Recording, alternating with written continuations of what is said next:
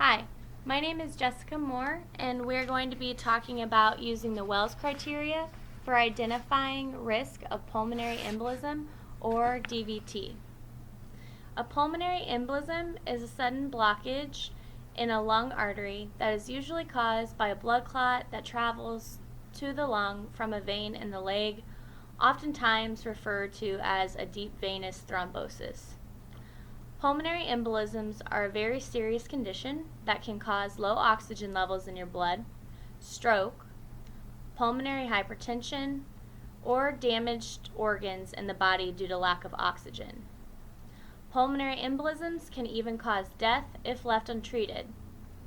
According to the Centers for Disease Control, estimates range from 300,000 to 600,000 people a year affected by pulmonary embolism, and 60,000 to 100,000 die each year due to this complication. Pulmonary embolism is also the third leading cause of cardiovascular death in the United States. It is imperative that a pulmonary embolism be diagnosed as quickly as possible in order to initiate treatment. The Wells criteria is a system that was created by Dr. Anderson Wells to rate the risk of pulmonary embolisms, or DVT, thus avoiding costly workups and subjecting patients to unnecessary radiation of diagnostic imaging. It places patients into the corresponding risk category associated with their score.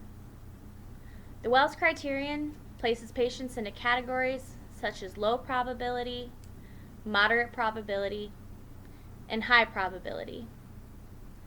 One study conducted by the Annals of Internal Medicine shows patients in the low probability category, followed over the course of 3 months, only 5 out of 849 developed pulmonary embolism, or DVT, in that follow-up period. This finding displays the accuracy of using this criteria.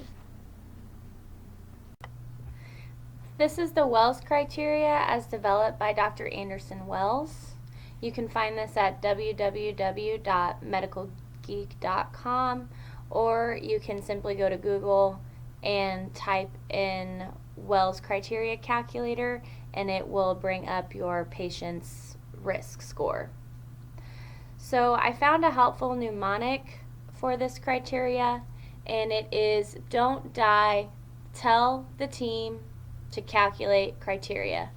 Don't stands for the DVT symptoms.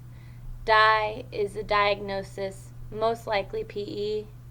Tell, tachycardia. The team, 3 days at least of immobilization.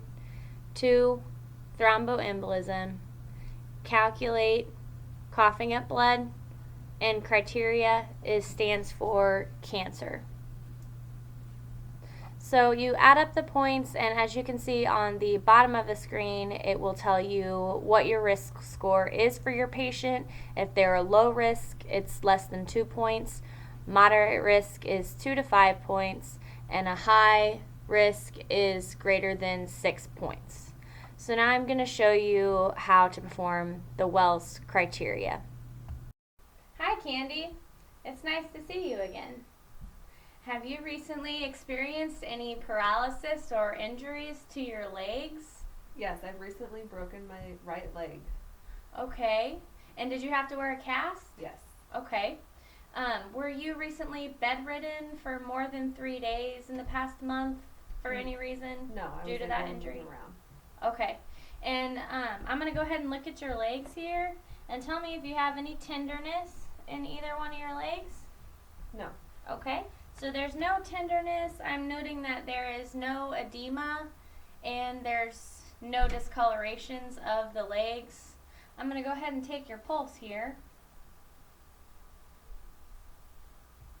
Okay, and her pulse is 80 and it has a regular rhythm to it. Have you ever had a history or a diagnosis of a DVT or pulmonary embolism? No. Okay, and have you recently been coughing up any blood? No. Have you ever had a diagnosis of cancer? No. Okay, so with Candy's Wells criteria score, we have given her a score of 1 because she did break her leg and she did have a cast on it, but there were no other points awarded to her for any other part of the criterion. So she is actually in the low probability category of PE. So that's how to do the Wells criteria, and thanks for joining us.